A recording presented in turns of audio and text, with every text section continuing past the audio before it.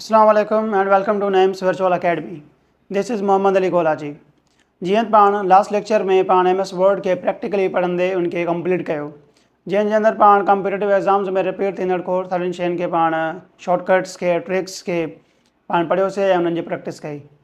अॼु वारे लेक्चर जे अंदरि पाण MS वर्ड मंझां जेतिरा बि सवालात तक़रीबन खोड़ सारा सवालात जेके कॉम्पिटिटिव एग्ज़ाम्स में रिपीट थी चुका आहिनि उन्हनि खे पाण सॉल्व कंदा पिया हूंदासीं, उन्हनि जी पाण प्रैक्टिस कंदा पिया हूंदासीं।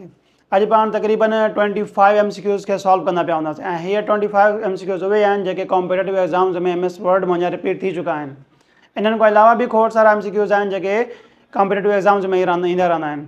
अगरि तव्हां असांजो MS वर्ड जो कोर्स कंप्लीट मुकमल तरीक़े सां ॾिसंदा हुआ पोइ इंशाअल्लाह MS वर्ड में कोई बि कॉम्पिटिटिव एग्ज़ाम में अगरि कोई सवाल ईंदो त पोइ तव्हां ईज़िली सॉल्व करे वठंदा। सवाल हूंदा पंहिंजे MCQs जी तरफ़। सभ खां पहिरियां MCQ चए थो पियो which of the following is not a type of page margin. पाण पढ़ियोसीं त पेज मार्जिन्स छा हूंदा आहिनि ऐं पेज मार्जिन्स घणा हूंदा आहिनि। पेज मार्जिन्स जेके आहिनि उहे चार हूंदा आहिनि: top margin, left margin, bottom and right margin. सवाल चए थो पियो त हेठियनि मां कहिड़ो मार्जिन जेको आहे उहो पेज मार्जिन न आहे।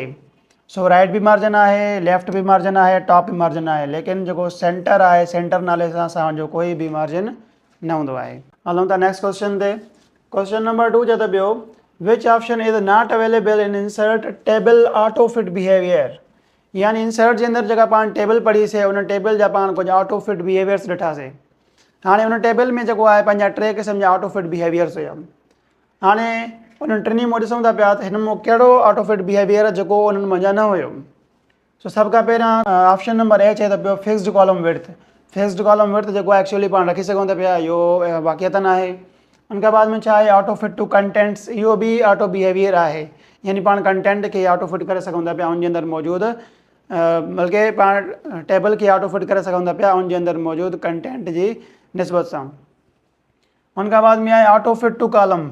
इहो जेको आहे हिते रॉन्ग आहे ऐं हिन सवाल जे हिसाब सां सही ऑप्शन जेको आहे असांजो सी आहे। यानी ऑटो फिट टू कॉलम नाले सां कोई बि ऑटो फिट बिहेवियर न हूंदो आहे। ऐं जेको चौथों आहे ऑटो फिट टू विंडो, इहो वाक़ियतन असांजो ऑटो फिट बिहेवियर आहे।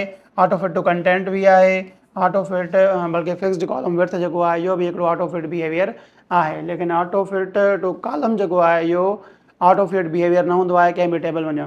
क्वेश्चन नंबर 3 चए थो पियो using find command in MS word we can search. चए थो फाइंड कमांड जो इस्तेमालु कंदे असां MS वर्ड में छा सर्च करे सघूं था पिया। फाइंड जे लाइ पाण पढ़ियोसीं त उनजो शॉर्टकट छा हुयो, Ctrl+F सां पाण फाइंड कयूं पिया। हाणे Ctrl+F सां पाण फाइंड खोले करे MS वर्ड जे अंदरि छा फाइंड करे सघूं था पिया। पाण कैरेक्टर्स फाइंड करे सघूं था पिया, बिल्कुलु करे सघूं था। फॉर्मेट्स करे सघूं था पिया, पाण सिंबल्स फाइंड करे सघूं था पिया, या मथियां सभई पाण जेको आहे फाइंड करे सघूं था पिया। पाण कैरेक्टर फाइंड करे सघूं था पिया, सिंबल्स बि फाइंड करे सघूं था पिया। लेकिन फॉर्मेट्स जो मतिलबु छा हूंदो आहे, फॉर्मेटिंग। यानी अपर केस, लोअर केस, भई कोई कलर वग़ैरह थी वियो, छा पाण कोई कलर या फॉर्मेटिंग फाइंड करे सघूं था पिया? न, पाण ते कोई कलर वग़ैरह जेको आहे या फॉर्मेटिंग जेका आहे उनखे पाण फाइंड नथा करे सघूं, पाण कंटेंट खे फाइंड करे सघूं था पिया। सो क्वेश्चन नंबर 4 ते हलूं था पिया। क्वेश्चन नंबर 4 चए थो what is the default font used इन MS वर्ड डॉक्यूमेंट। चए थो MS वर्ड जे डॉक्यूमेंट जे अंदरि डिफॉल्ट फॉन्ट छा हूंदो आहे। यानी जॾहिं तव्हां सभ खां पहिरियां MS वर्ड हलाईंदा हुआ त बाय डिफॉल्ट ख़ुदकार तौर ते हुनजे अंदरि कहिड़ो लिखाई जो स्टाइल जेको आहे सेट थियल हूंदो, उहो पाण पढ़ियोसीं त उहो छा हूंदो। टाइम्स न्यू रोमन छा हूंदो आहे, बिल्कुलु न हूंदो आहे। एरियल इहो बि न हूंदो आहे, अल्जेरियन बि न हूंदो आहे। इहे टई ऑप्शन ग़लति आहिनि, त पोइ पाण हिते नन ऑफ अबव जे मथां टिक कंदासीं ऐं डी असांजो सही ऑप्शन हूंदो। पर हिन जो करेक्ट ऑप्शन छा आहे, हिन जो करेक्ट ऑप्शन आहे कैलिबरी। ठीकु आहे। सो कैलिबरी जेको फॉन्ट आहे इहो डिफॉल्ट फॉन्ट हूंदो आहे, पाण पढ़ियोसीं। ऐं डिफॉल्ट साइज़ केतिरी हूंदी आहे, उहा हूंदी आहे 11 पॉइंट्स। इहो बि पाण पढ़ी चुका आहियूं। क्वेश्चन नंबर 5 चए थो पियो what is the function of Ctrl+O इन माइक्रोसॉफ्ट वर्ड।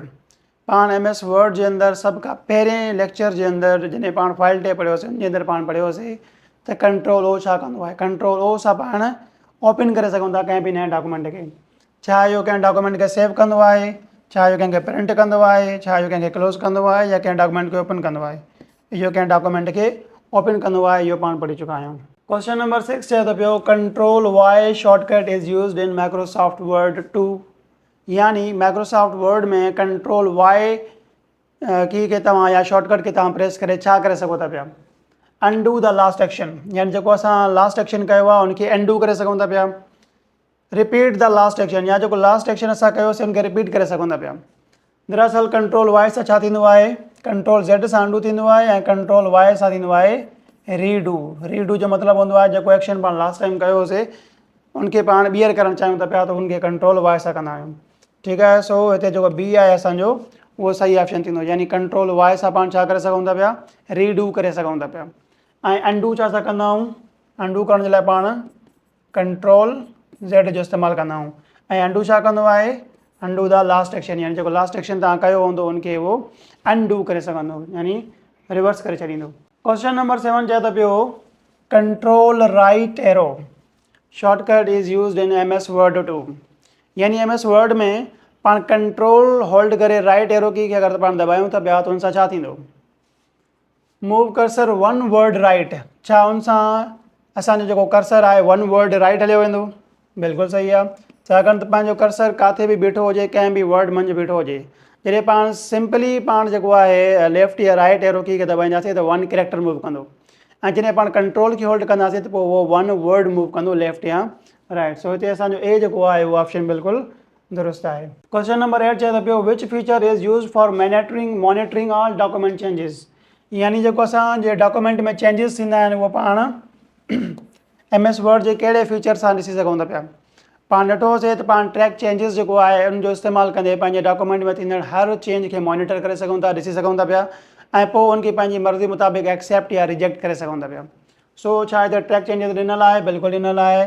असां हिन सां डॉक्यूमेंट एडिट नथा करे सघूं, मॉनिटर चेंज न हूंदो आहे, बल्कि ट्रैक चेंज नाले सां असां वटि ऑप्शन ज़रूरु हूंदो आहे जंहिंसां पाण पंहिंजे डॉक्यूमेंट में थींदड़ हर तब्दीली खे ट्रैक करे सघूं था पिया। क्वेश्चन नंबर 9 चए त पियो what is the default left margin in MS word 2003, यानी लेफ्ट मार्जिन बाय डिफॉल्ट केतिरो हूंदो आहे MS वर्ड 2003 में। सो MS वर्ड 2003 में जेको डिफॉल्ट लेफ्ट मार्जिन हूंदो आहे उहो हूंदो आहे 1.25। हलूं था पिया क्वेश्चन नंबर 10 ते। क्वेश्चन नंबर 10 चए त पियो which key deletes the character to the right of the cursor in MS word, यानी पाण खे करेक्टर डिलीट करिणो आहे राइट ऑफ द कर्सर, यानी जिते असांजो कर्सर बीठो आहे उनजे राइट साइड को हिकिड़ो वर्ड पूरो डिलीट करिणो आहे त पोइ पाण उनजे लाइ कहिड़ी की इस्तेमालु करे सघूं था पिया।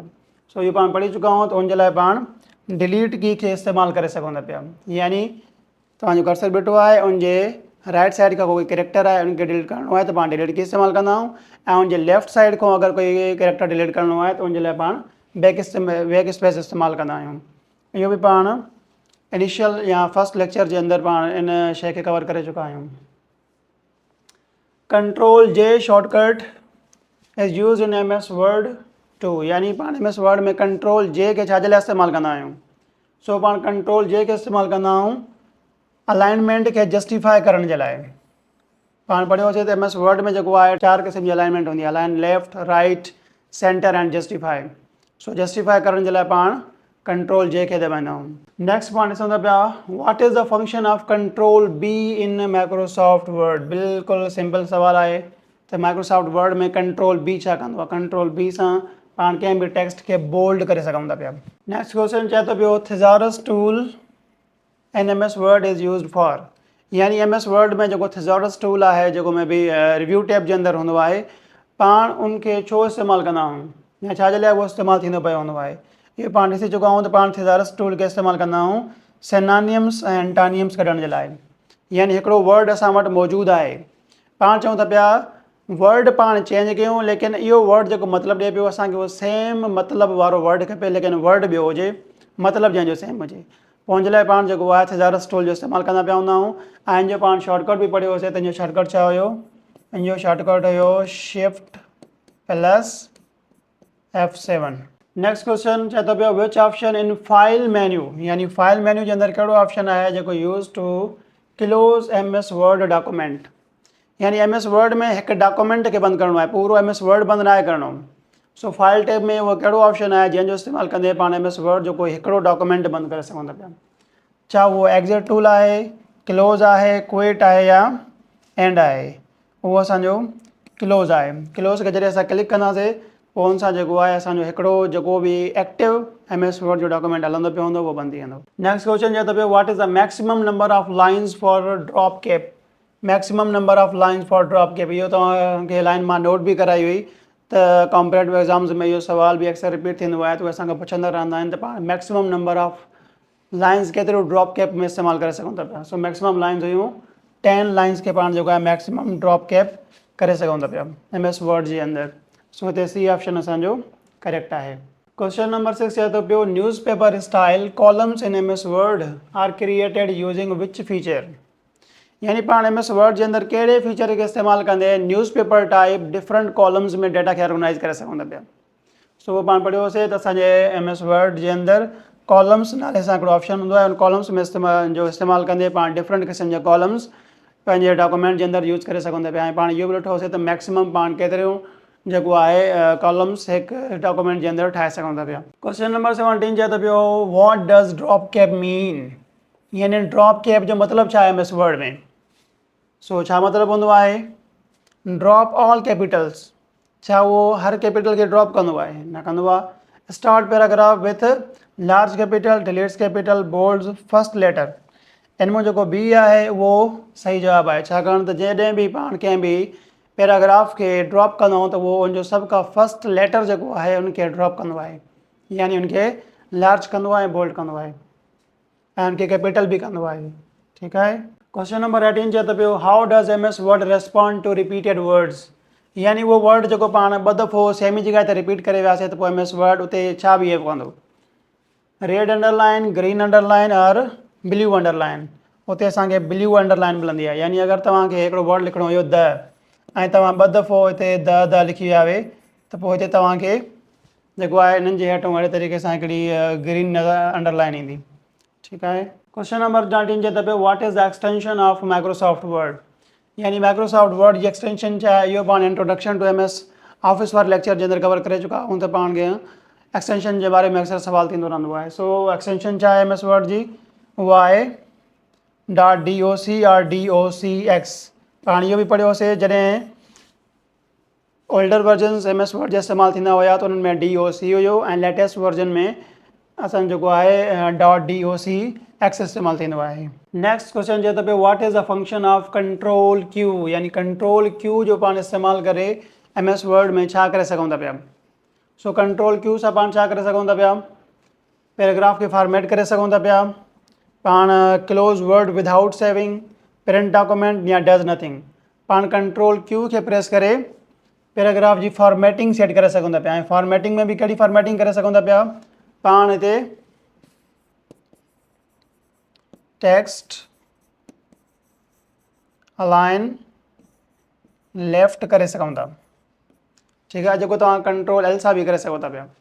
ठीकु आहे। क्वेश्चन नंबर 21 चए थो पियो त कंट्रोल P शॉर्टकट छा कंदो आहे। सो कंट्रोल P सां पाण छा कंदा आहियूं, ओपन प्रिंट डायलॉग बॉक्स, यानी पाण हिकु डॉक्यूमेंट ठाहियो आहे, हाणे उहो डॉक्यूमेंट पाण खे प्रिंट करिणो आहे। सो पाण कंट्रोल P खे दबाईंदासीं ऐं पाण वटि उन डॉक्यूमेंट खे प्रिंट करण जे लाइ हिकु डायलॉग बॉक्स ओपन थी वेंदो। क्वेश्चन नंबर 22 चए थो पियो त कंट्रोल L सां छा थींदो आहे MS वर्ड जे अंदरि, जेको पाण 2 स्लाइड पहिरियां बि ॾिसी चुका आहियूं त कंट्रोल L या कंट्रोल Q सां दबाए करे पाण जेको आहे छा करे सघूं था पिया, लेफ्ट अलाइन करे सघूं था पिया पंहिंजे कंटेंट खे। ठीकु आहे। लेफ्ट इंडेंट ऐं लेफ्ट अलाइन में फ़र्क़ु आहे। ठीकु आहे। इंडेंट छा हूंदो आहे इहो पाण अलॻि सां पाण पढ़ी चुका आहियूं। ठीकु आहे। क्वेश्चन नंबर 23 चए थो पियो which shortcut key is use to perform spell check in Microsoft word, यानी अगरि असांखे स्पेल चेक परफॉर्म करिणो आहे माइक्रोसॉफ्ट वर्ड जे अंदरि त पोइ हुन लाइ पाण कहिड़ी शॉर्टकट की इस्तेमालु कंदा पिया हूंदासीं। छा F1 कंदासीं, न F6 बि न कंदासीं, छा F7 कंदासीं, बिल्कुलु पाण F7 जो इस्तेमालु कंदे स्पेल चेक ऑपरेशन परफॉर्म करे सघूं था पिया ऐं शिफ्ट F7 खे प्रेस करे पाण थिसारस टूल जो इस्तेमालु करे सघूं था पिया, जेको पाण हाणे पढ़ी चुका आहियूं। उन खां बाद में क्वेश्चन नंबर 24 चए थो पियो कंट्रोल W जेको आहे MS वर्ड में छा कंदो पियो हूंदो आहे। जहिड़े तरीक़े सां पाण ॾिठोसीं त पाण फाइल टैब में वञी अगरि उते पाण क्लोज़ खे दबाईंदासीं त MS वर्ड जो जेको डॉक्यूमेंट एक्टिव तौर ते हलंदो पियो हूंदो उहो बंदि थी वेंदो। अगरि उहो सेम ई ऑपरेशन असांखे शॉर्टकट सां परफॉर्म करिणो आहे त पोइ असां कंट्रोल W खे दबाए करे उन डॉक्यूमेंट खे असां क्लोज़ करे सघूं था पिया। सो कंट्रोल W सां छा थींदो, जेको एक्टिव डॉक्यूमेंट हलंदो पियो हूंदो उहो डॉक्यूमेंट क्लोज़ थी वेंदो। ऐं असां वटि लास्ट क्वेश्चन आहे, क्वेश्चन नंबर 25 चए थो पियो गुटर मार्जिन जो MS वर्ड में मतिलबु छा हूंदो आहे। What is gutter margin in MS word. ये पाण पढ़ी चुका हूँ। गुटर मार्जिन छा हूंदो आहे? Margin set for book binding, margin inside header, margin for footer, margin for tables. हिते जेको सही ऑप्शन आहे उहो ए आहे। ठीकु आहे, पाण ये पढ़ी चुका हूँ। त पाण उहे डॉक्यूमेंट ठाहींदा आहियूं जेके असांखे सुभाणे प्रिंट करणा आहिनि, उन्हनि खे असांखे बाइंडिंग करणी आहे। पोइ उनजी बाइंडिंग जे लाइ असां कुझु स्पेस छॾणु चाहींदा हूंदा आहियूं, पोइ हुते पाण गुटर मार्जिन्स खे वञी करे सेट कंदा आहियूं जेतिरो पाण खे मार्जिन सेट करिणो हूंदो आहे। ऐं हुन खां बाद में असां पंहिंजो जेको बाक़ाया डॉक्यूमेंट आहे उनजे हवाले सां बक़ाया मार्जिन्स जेके आहिनि उहे सेट कंदा आहियूं। सो हे हुया असांजा 25 कुझु MCQs जेके पास्ट पेपर्स में रिपीट थी चुका आहिनि ऐं अॻिते इहे सवाल अची सघनि था पिया। उमेद आहे त तव्हांखे एतिरे ताईं जेको पाण MS वर्ड पढ़ियोसीं ऐं हुन में जेके पाण MCQs जी प्रैक्टिस कईसीं तव्हांखे सम्झ आयो हूंदो। इंशाअल्लाह नेक्स्ट क्लास खां पाण MS एक्सेल सिखंदा पिया हूंदासीं। एतिरे ताईं पंहिंजो तमामु घणो ख़्यालु रखो ऐं अल्लाह हाफ़िज़।